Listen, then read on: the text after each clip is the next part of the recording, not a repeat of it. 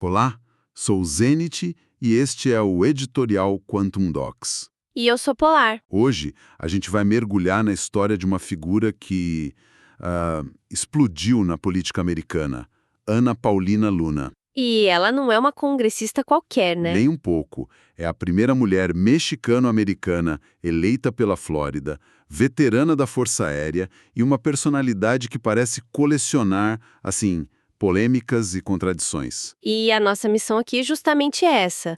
É mergulhar fundo nas fontes que a gente reuniu para tentar entender quem é, de fato, Ana Paulina Luna. Certo. Vamos tentar desvendar a ascensão dela, as bandeiras políticas, as controvérsias sobre a própria biografia e, claro, as suas iniciativas mais, digamos, peculiares. Peculiares é uma boa palavra. Sim, que vão de regras do Congresso a investigações sobre OVNIs e segredos de Estado. Certo. Então vamos começar pelo alicerce de qualquer político.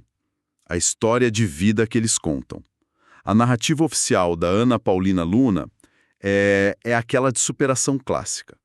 Ela se descreve como alguém de origem humilde no sul da Califórnia, criada por uma mãe solo, com uma infância cheia de perrengues. E ela dá detalhes bem fortes, né? Sim, fala de um pai com vício em drogas, que entrava e saía da prisão, e de uma exposição constante à violência. Cita até um assalto à mão armada quando tinha só 9 anos. Só que essa narrativa, que é muito poderosa politicamente, começa a ficar um pouco mais complexa quando a gente olha outras fontes. Principalmente a família. Exatamente. Entrevistas com primos, uma tia, eles pintam um quadro bem diferente. Dizem que sim, a situação do pai era complicada, mas que ela teve muito mais apoio familiar do que a história pública sugere. Entendi. Falam de um avô presente que ajudava a sustentar a casa, de uma infância com muitas reuniões de família, o que, sabe, não bate muito com a imagem de isolamento que ela projeta. O que é interessante aí, talvez não seja uma coisa ou outra, mas as duas ao mesmo tempo. Como assim? Ela podia estar cercada de família e ainda assim se sentir isolada ou muito impactada pela situação do pai. A percepção da infância dela pode ser radicalmente diferente da percepção dos tios e primos. É um bom ponto. E essa não é a única dissonância. A identidade religiosa é outra. Luna afirma ter sido criada no judaísmo messiânico, que é, bom, com uma vertente do cristianismo evangélico que incorpora elementos judaicos. E a família diz o quê? Que o pai era católico e que eles nunca souberam dele praticar qualquer forma de judaísmo. A mãe dela tenta conciliar as versões, dizendo que o pai se tornou um cristão que abraçou a fé messiânica só, depois de se livrar do vício. Ou seja, a construção da própria identidade dela parece ser um campo em disputa, até o sobrenome. Ela nasceu Ana Paulina Meyerhofer. E o avô paterno dela, aliás, tem uma história e tanto. Qual? Serviu na Wehrmacht, as Forças Armadas da Alemanha, durante a Segunda Guerra. Ela adotou o Luna bem mais tarde, um sobrenome da família da mãe, como uma forma de homenagear a herança hispânica. É mais uma peça nesse quebra-cabeça, então. De quem ela é ou de quem ela escolheu se tornar publicamente. E é com essa identidade complexa e cheia de arestas que ela vai construir uma carreira. Então, com essa identidade pública complexa, como você disse, como é que ela sai do anonimato e vira uma figura nacional? A trajetória dela é tão improvável quanto a história de origem. Antes da política, a vida dela era outra. Ela serviu na Força Aérea, de 2009 a 2014, onde conheceu o marido. Ao mesmo tempo, também trabalhava como modelo. Chegou a posar para Sports Illustrated e Maxim. E a grande virada, a virada de chave mesmo, acontece quando ela entra para Turning Point USA. Ali ela foi diretora de engajamento hispânico. E é bom dar um contexto aqui. A Turning Point USA é basicamente uma máquina de formar jovens ativistas conservadores. Uma plataforma gigante para quem quer ganhar visibilidade na direita americana. Foi o trampolim perfeito para ela. E foi ali que ela desenvolveu o estilo dela, né? Sem filtro e feito para chocar. Com certeza, tem aquele episódio famoso num programa da Fox News. Ah, sim. Em que ela soltou uma comparação que deixou todo mundo no estúdio sem reação, disse que Hillary Clinton era como herpes, porque não desaparece. A emissora cortou o sinal dela na hora. Tiveram que pedir desculpas. Foi um momento que definiu o estilo dela. Polêmico e feito para viralizar. Totalmente. E essa visibilidade a levou para a política eleitoral.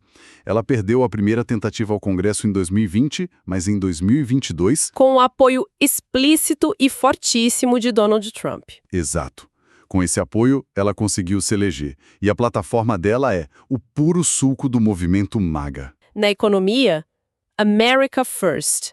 Chegou a propor a proibição da exportação de petróleo americano para, segundo ela, baixar o preço da gasolina em casa. Nas questões sociais, ela se define como extremista pró-vida. E a história que ela conta sobre a origem dessa convicção é, no mínimo, inusitada. Conta essa. Ela diz que numa aula de biologia na faculdade, enquanto dissecava um ovo de galinha, viu o feto do pinto reagir à lâmina do bisturi. Nossa! Para ela, foi um sinal divino, uma epifania. Ela também se opõe firmemente ao que chama de teoria radical de gênero de esquerda.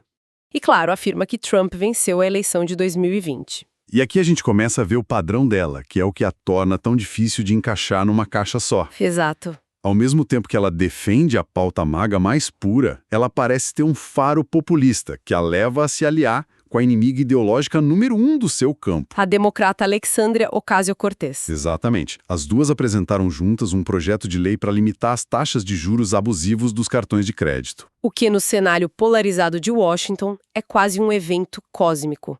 Um republicano MAGA e a maior estrela da esquerda democrata trabalhando juntos. Impensável. Exato. E isso mostra que, para ela, talvez a pureza ideológica seja menos importante que o impacto direto e a visibilidade. É uma pauta que atinge o bolso do eleitor comum, seja ele de direita ou de esquerda. É uma jogada politicamente muito astuta. Tira ela da caixinha de apenas mais uma trampista. Falando em sair da caixa, tem uma iniciativa dela que é fascinante porque nasceu de uma reviravolta pessoal. É a história do voto por procuração. Ah, sim. Ela, como a maioria dos republicanos, era radicalmente contra permitir que os congressistas votassem remotamente. Via como uma regra preguiçosa da era da pandemia. O partido dela aboliu a prática assim que assumiu o controle da Câmara. Só que aí, a vida real bateu na porta. E bateu forte. Em agosto de 2023, ela deu à luz o primeiro filho. O parto teve complicações sérias e ela ficou impedida pelos médicos de viajar de volta para Washington. O resultado? Ela perdeu 137 votações. E não foram votações quaisquer. Ela perdeu, por exemplo, o momento histórico da destituição do presidente da Câmara, Kevin McCarthy, que era do seu próprio partido. Deve ter sido desesperador para uma política tão ativa. E essa experiência pessoal fez ela virar o jogo completamente. De repente, a maior crítica do voto remoto se tornou sua maior defensora. Mas com foco muito específico, para novas mães no pós-parto. E a proposta dela é uma aula de estratégia política.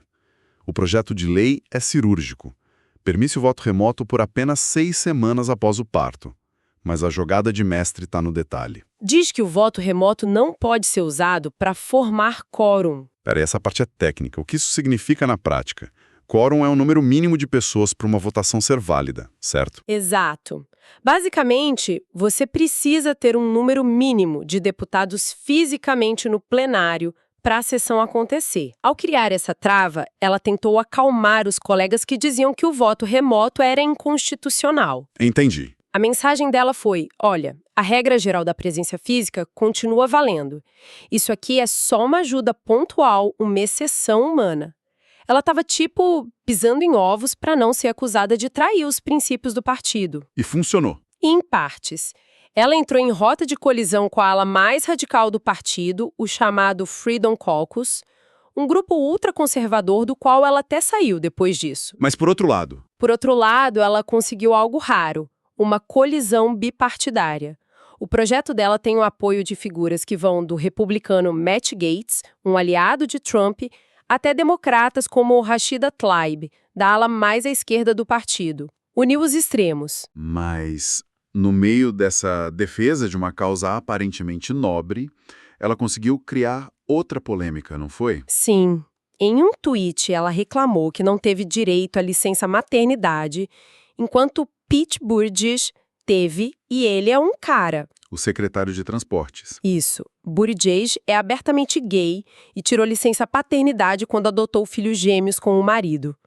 O comentário foi visto como homofóbico, como se a licença dele fosse menos legítima. Qual foi a reação? O marido de Buttigieg respondeu de forma bem elegante, dizendo que a iniciativa dela era boa, mas que era uma pena manchá-la com homofobia desnecessária. É a Ana Paulina Luna em sua essência.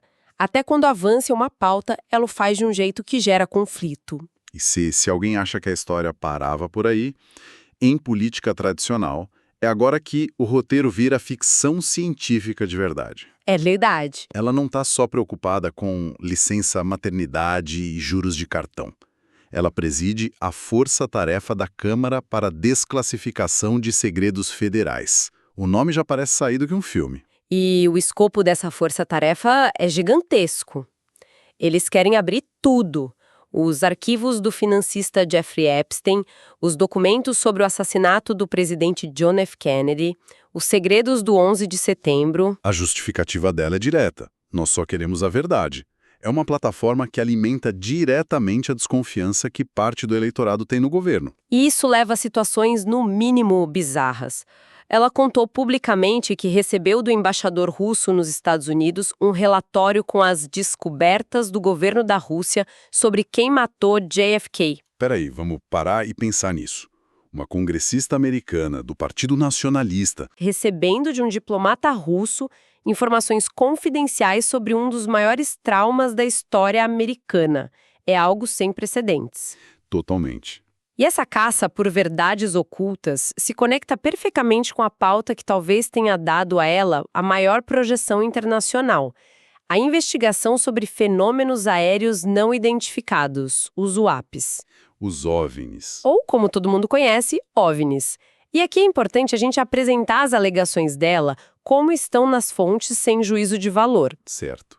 Em entrevistas de grande alcance, como no podcast do Joe Rogan, ela foi categórica.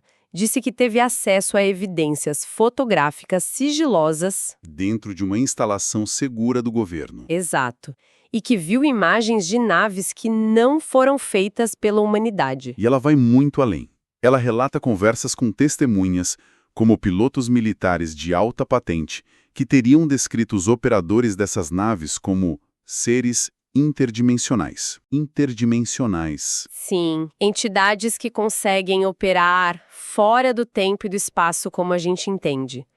Ela chega a sugerir que textos antigos, até de livros perdidos da Bíblia, poderiam ser relatos de encontros parecidos. A pergunta que todo mundo faz é: se isso tudo existe, quem paga a conta? Segundo a narrativa de Luna, tudo isso é financiado por um orçamento negro do Congresso. Seria uma espécie de caixa preta multibilionária, com dinheiro de impostos, usado para projetos secretos sem que nem mesmo os congressistas eleitos tenham acesso. A teoria da conspiração levada ao nível legislativo. Exato. E ela mesma diz que encontrou resistência ao tentar investigar. Ela relatou um confronto direto na base da Força Aérea de Eglin, na Flórida. O que aconteceu lá? Segundo ela, mesmo fazendo parte de uma delegação oficial do Congresso, os militares negaram a ela o acesso a pilotos e a supostas evidências sobre UAPs, dizendo que ela não tinha a autorização de segurança necessária. Para ela, isso foi a prova de que o sistema está escondendo algo. O que é fascinante é como essa pauta dos OVNIs, que por décadas foi relegada ao ridículo, se tornou uma ferramenta política poderosa. Para a base dela, essa luta não é sobre alienígenas, é sobre transparência. É sobre uma congressista do povo enfrentando o Estado profundo. Isso, o Estado profundo que esconde a verdade. Não importa se a verdade envolve impostos ou naves interdimensionais. A lógica da batalha é a mesma. Chegando ao fim da nossa análise, fica muito claro que Ana Paulina Luna não cabe em nenhuma definição simples. Não mesmo. Ela é uma conservadora do movimento MAGA, mas que costura alianças com a esquerda radical. É uma nacionalista America First, mas que se senta com o embaixador russo para discutir segredos americanos. Exato. E é uma legisladora que se dedica com a mesma intensidade a temas pé no chão, como licença parental e a investigações sobre os maiores mistérios do nosso tempo. É um reflexo de um novo tipo de político. Um político que usa a desconfiança como combustível e o espetáculo como método. Perfeito. É isso.